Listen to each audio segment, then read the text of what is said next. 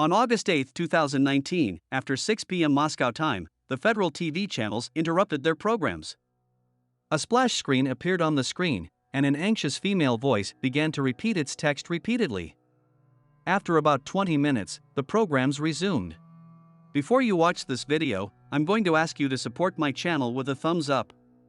It won't cost you anything, but it means a lot to me and my channel. Thank you. On August 9, 6 people injured by the explosion at the Arkhangelsk Oblast naval test site were brought to Moscow. All of them were exposed to radiation.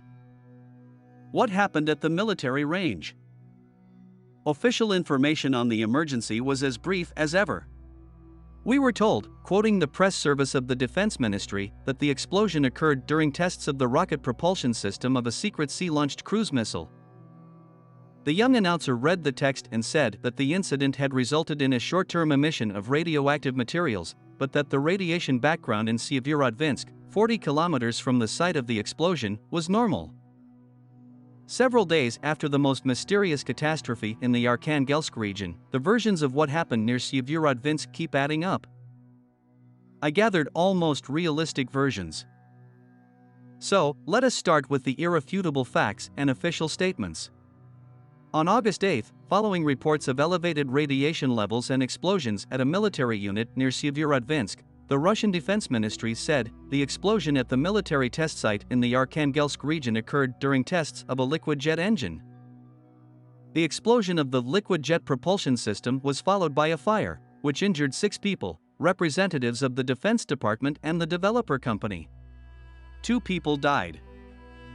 Already on August 9, the number of deceased increased to 5 people. This was announced by the state corporation Rosatom. All deceased are its employees. Another official announcement was published on the Severodvinsk administration's website, but later it was no longer displayed. Specifically, the city authorities reported a short-term increase in the radiation background on August 8, around 12 a.m. So, what happened on the Letnish coast of the White Sea or in the sea, not far from the coast? Version 1, failed ballistic missile tests. The first reports in the media about what happened in Naval, even before the official report of the Defense Ministry, spoke then about an explosion of warehouses in a military unit, or about an accident during tests of an intercontinental ballistic missile. Such a conclusion could be drawn based on the location of the incident and the location there of the 45th State Central Order of Lenin Naval Maritime Test Range Naval, part of the White Sea Naval Base. The polygon was established in 1954 for testing of sea-based intercontinental ballistic missiles, tests of cruise missiles and anti-aircraft missiles in the interests of the Navy. Already after the Defense Ministry reported the liquid propellant jet incident, this version began to recede into the background. The new sea-based Bulava ICBMs being built for the Russian Navy are solid propellant missiles, because they do not use liquid propellant, and the modernized R-29 liner has long since passed all tests, and their presence near Naval could only be due to resource tests for reliability. However, an accident with such a missile does not explain the presence of a radioactive release, however short-lived, the trace of which could reach Severodvinsk. Tests of nuclear launch vehicles always take place without the warheads themselves. Version 2 official, explosion of a liquid fuel rocket engine. As I said above, the official position of the Ministry of Defense is the incident related to the testing of a conventional, probably anti-ship missile, sea-based.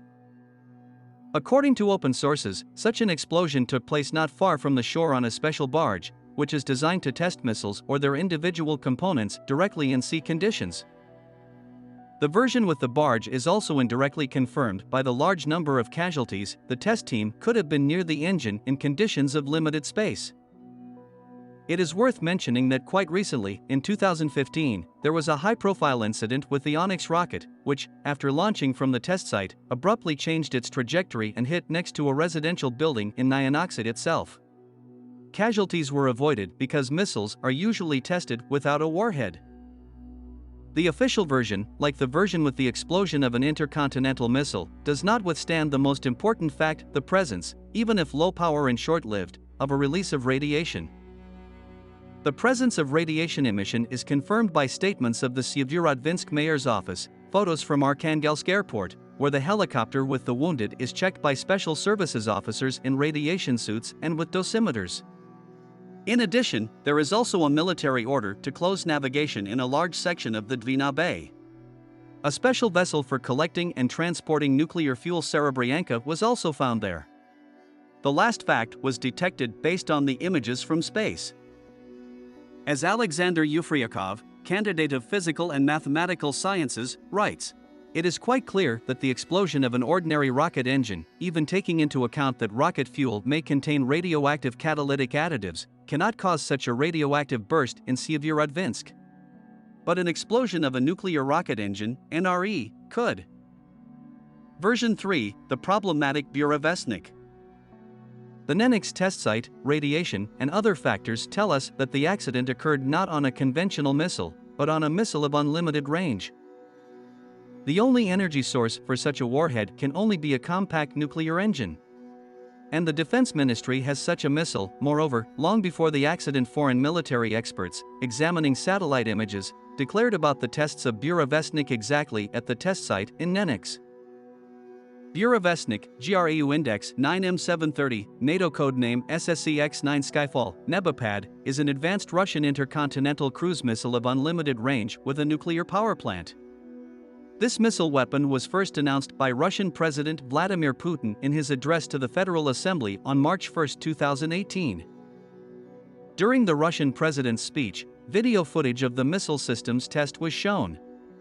On March 22, 2018, the cruise missile received its name, Severodvinsk, based on an open vote on the website of the Russian Defense Ministry. At the same time, foreign experts have repeatedly reported problems with the testing of this missile and even the loss of such ammunition at the bottom of the Barents Sea. All these statements were denied by the Russian side. In the case of the Severodvinsk explosion version, Rosatom's statement about the death of its employees confirms it. It is known from open sources that employees of the All-Russian Research Institute of Experimental Physics, a Rosatom subsidiary, were involved in the development of the cruise missile. Of course, it is impossible to speak with 100% certainty about an incident on just such a rocket. Information will be classified for a long time, especially if in reality the military was testing new types of nuclear-powered weapons, not yet presented to the public. We can only hope that the radioactive remains, which fell to the bottom of the White Sea due to the explosion, will soon be found and neutralized. I thank you for watching. Your support is very important to me. Your comments and thumbs up motivate me to release new videos on interesting topics. Subscribe and turn on notifications. See you in the new videos.